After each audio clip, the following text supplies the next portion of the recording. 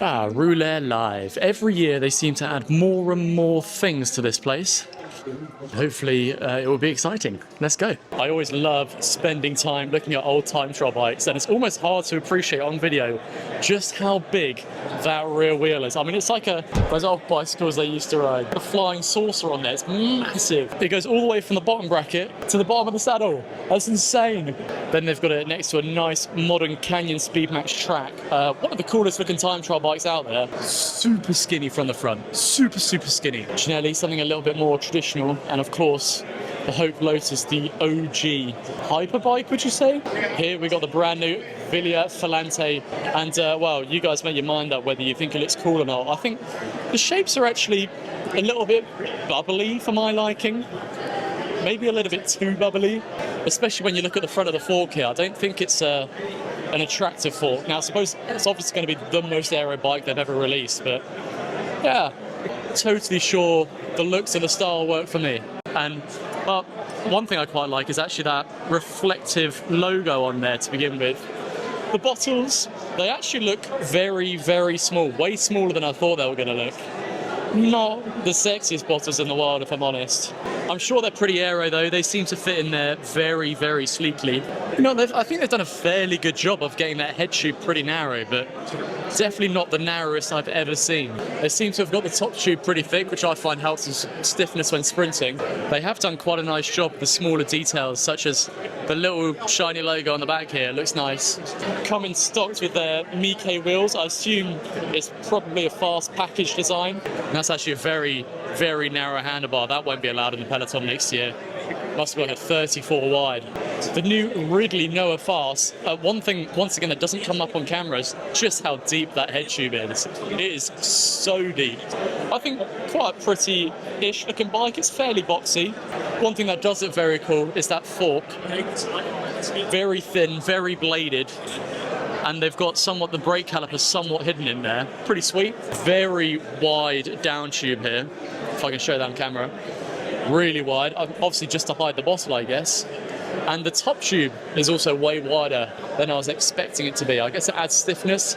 This is a special paint job for Alexander Kristoff. I'll let you guys be the judge if you like it, if it's cool or not. I quite like the look of this Eddie Merckx 80th edition for his 80th birthday. One thing I was hoping that would be here is this Colnago T1 RS. It's their track bike, and I think it might now be the bike I want to hang on my wall the most. It is so thin. It is literally a razor blade. It's insane. I only first saw this last week, and yeah, I want one. I think they're coming at about £6,500, which is obviously no short change, but man, this thing is so cool. I want to have a look at the fork there. Look at the way that it keeps sitting underneath as it goes under the blade. It has this like extra ledge, I guess. Super cool. And that carries on with the back as well. The rear triangle comes out and down, and the seats, they keep sitting on behind it. I mean, it just looks so cool. I want one. Guys, it's Trace Fellow. I'm going to have to go say hello. The man's a legend. All right, Six, so I just ran into Jason, Cycling Unboxed. We were having a chat. So I was talking him through this Bastion bike here, which is just bonkers. The most expensive bike at the show. So $37,000 is retail for this.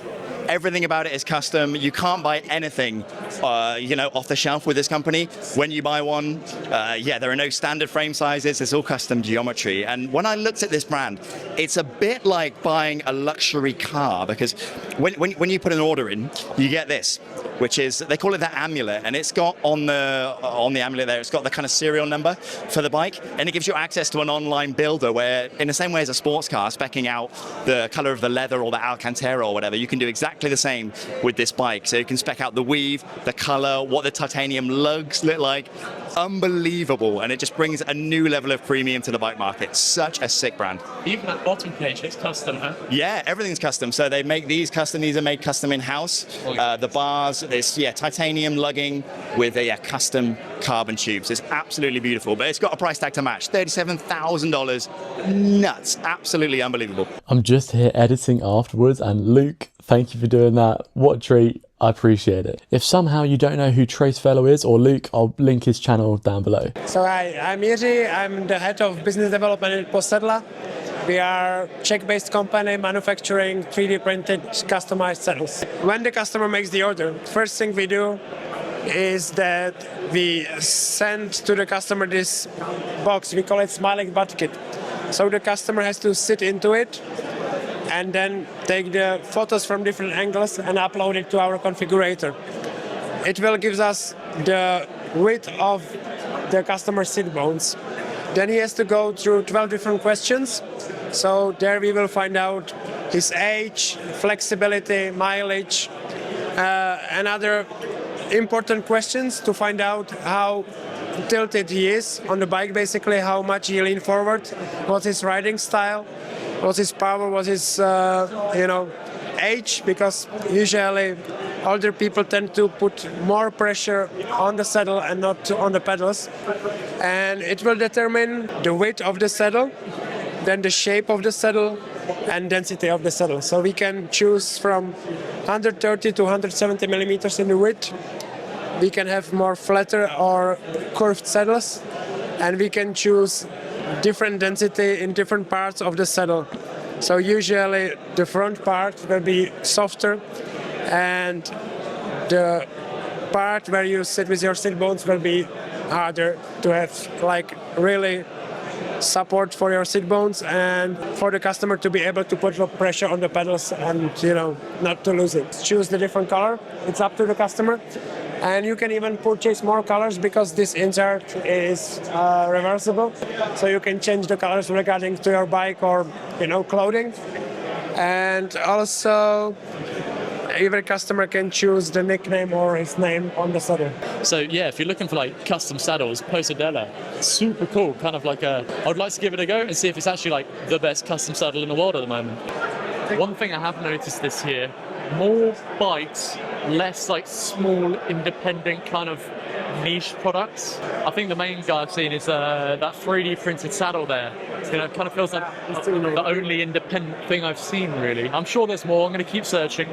New Cervelo S5. It doesn't show up very well on camera because it's black. I thought that this nose looks a lot more bulbous on camera than it does in person. And the rest of the bike, well, somewhat looks the same, really. But yeah, I thought it looks uglier on camera than it does in person. I'm at the Swedes stand here. They made some really cool kind of custom carbon frames and stuff, and they've got one of their frames chopped in half, and man, it's insane just how thin the carbon is on a lot of this, especially on the down tube here. My goodness. The camera literally cannot pick up how thin that carbon is.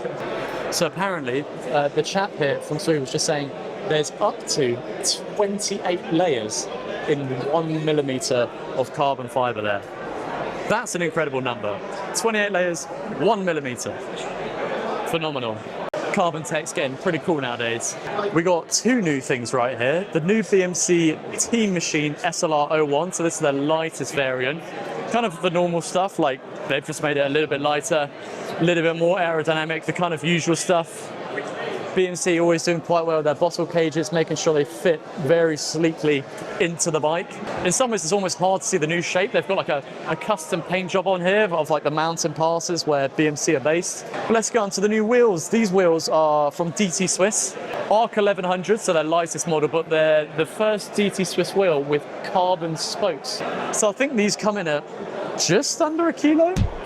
I'll put the stats on here now.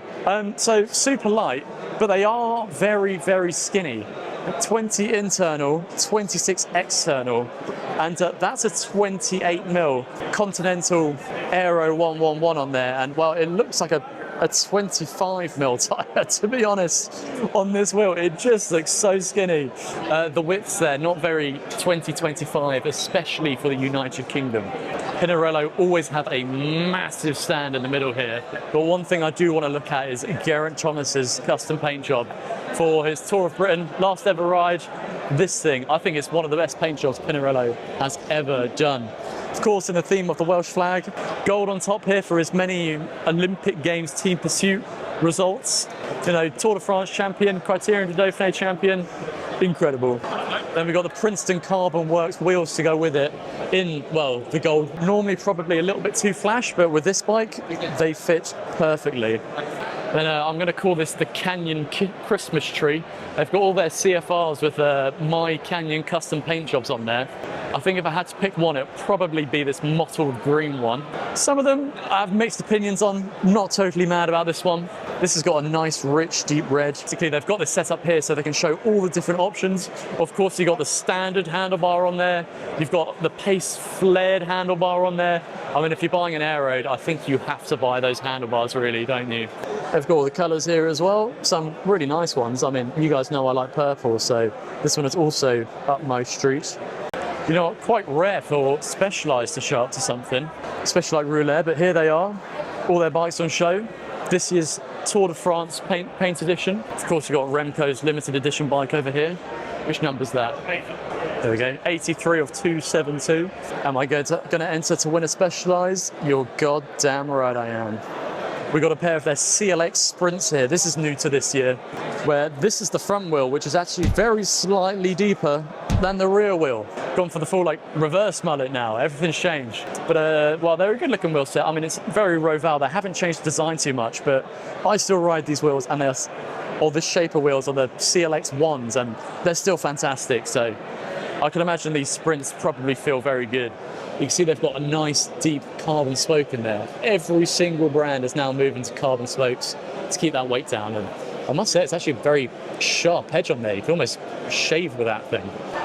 You know, coming here has reminded me just how many new bikes have actually been released this year. Here's another one. We've got the Argon 18 Nitrogen Pro. I'm in a pretty snazzy paint job. Love that they've spec'd it with some scopes. Epic wheels, haven't had a chance to ride them, but they look super cool. This is their next generation aero bike, and you know, from the side it's got a really cool kind of shape. I like this drop seat stay, the way it sits. I mean, it looks very time trial bike, that bit. As well, it feels like almost every brand is doing. The bottle cages are now kind of integrated and stuff, and big wide clearance on the front for the fork. That's a 30mm, but it's on a scope, so it looks like it's measuring at about 32mm. So yeah, not sure you're going to get much more clearance on the back than 34mm though. Again, a little bit chunkier than I thought it would be for a lot of bikes nowadays, you know? A lot of bikes are going very, very narrow. Cask now have their Cloudy Sunset collection, which is, well, just some nice new colours. Kind of like a, I guess, dusky pastel, matte pastel kind of range. You know, that's if you want to be really brave and venture out from the London white. Seems like a year of new valve types moving away from Presta, and Topic have their own one here. Take on your high pressure or high flow valves. With a lot of them, you need to change the valve stem in its entirety. So that includes removing the tyre, taking it out. With this, you can buy it just as this top assembly. Then this screws on top, and then by doing that, you obviously give yourself a much wider bore. So it allows about 300% more air to go in. So it's much more air going through, because it's not limited by that kind of valve stem sitting inside the valve core. And obviously you can reduce the clogging as well, because you can obviously remove that, you can clean it out with ease. And I assume setting the tubers, like setting the tyre. Oh yeah, absolutely. I mean, what a lot of people do is they remove the valve core, whereas with this you get the same benefits, but without the need for removing the valve core and all of that Topic have produced, which when paired, it does work incredibly well. Okay. So with anything, when you create like an ecosystem of products, you know, they're designed to work together. Yeah. So you'll get the best benefit, you know, from using the head and the valves, but there's nothing to stop you using your conventional pump that you've already got.